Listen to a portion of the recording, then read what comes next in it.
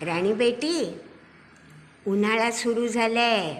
बाजारात भरपूर कैऱ्या आल्यात. मग करूया आज आपण हळदी कुंकवाचं कैरीचं पन्ह. राणी बेटी, सुरुवातीला आपण अशा 2-3 छोट्या कैऱ्या घेतल्यात किंवा एखादी मोठी कैरी घे. स्वच्छ धुवायची पाण्याने. त्या कैरीवर चीक असेल, काही धूळ असेल तर ती निघून जाईल.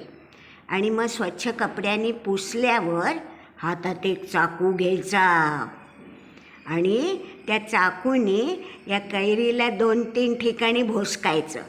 Very good. आणि मग तिला टाकायचं कुकरच्या एका भांड्यात. आता अशा 2-3 भोसकलेल्या कैऱ्या आपण कुकरच्या पात्रात घेऊन त्यात साधारण अर्धा ग्लास भरेल एवढं पाणी ठेवायचं. टाका त्यात पाणी. गुड.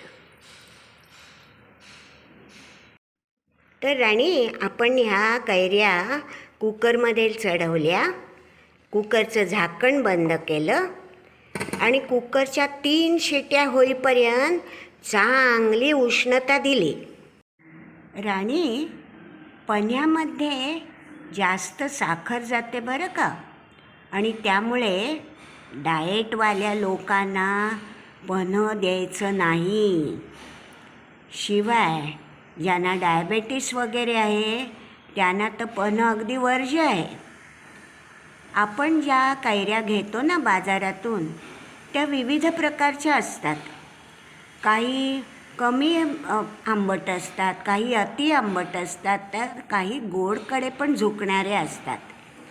मग त्यांच्यामध्ये पन्ह्याला साखर किती घालायची, तर आपण अंदाजाने साखर घालायची आणि चव घेत घेत ती वाढवायची. सध्या ना आपण या 2 छोटे ग्लासेस भरून साखर घेतली आणि त्याची घरी पिठी साखर बनवली. आता राणी, थंड झालेल्या कुकरमधल्या उकडलेल्या कैऱ्या आपण बाहेर काढल्या. आता या बघ कशा स्वतःच उमलून आल्या आहेत. का माहिती आहे? कारण आपण त्यांना 2-3 ठिकाणी भोसकलं होतं म्हणून त्या फटकन बॉम्बसारख्या फुटल्या नाहीत आत, तर हळूहळू उमलल्या. आता यांची आपण साल काढायची आणि बोटाने सालीला लागलेला गर आधी काढून घ्यायचा. तो एका मोठ्या पातेल्यात आपण जमा करू. आता पाळी आहे बाठीला लागलेला गर काढण्याची. तो सुद्धा आपण पिळून पिळून अशा प्रकारे पातेल्यात जमा करूया. गुड. आता राणी, आपल्या 2 भांड्यात बघ, एका भांड्यात जाडसर गर आहे, तर एका भांड्यात म्हणजे कुकरमध्ये ठेवलेल्या भांड्यात त्याचं पाणी आहे. ते पाणी टाकायचं नाही आपण, पण हा जो जाडसर गर आहे ना, तो साखर व मिठासह आपण मिक्सरमधून काढूया. हे बघ, ही पिठी साखर मी छोटा ग्लासभर घेतली आहे आणि त्या जाड्या गरात घातली.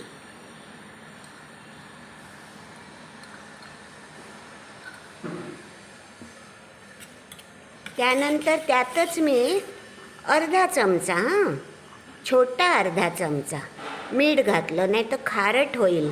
त्यामुळे जपून जपून करायचं सगळं.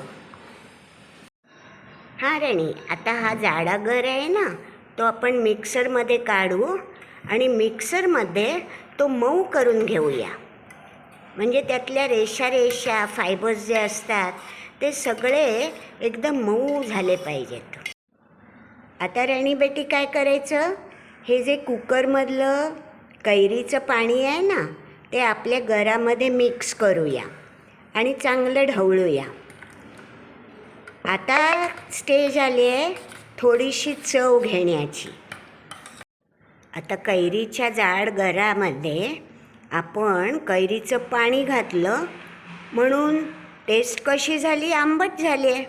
मग आता अर्धा छोटा ग्लासभर पिठी साखर घालायची. घाला राजा, आरामसे, काय घाबरू नकोस. हा राणी, आता आपल्या या मोठ्या पातेल्यात जे तयार झालं आहे ना द्रव, त्याला म्हणायचं कैरीचं आगळ. तर हे आगळ आपण बाटल्यांमध्ये भरून ठेवायचं.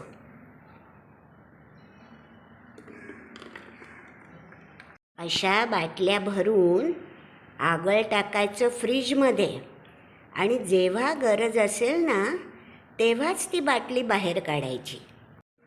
हां, आज वाटतंय ना तुला की कैरीचं पन्हं प्यावं, फार गरमी वाढली आहे. मग त्या ग्लासामध्ये थोडं आगळ घ्यायचं आणि थंड पाणी त्यामध्ये टाकत ढवळायचं आणि मस्तपैकी एन्जॉय करायचं कैरीचं पन्हं.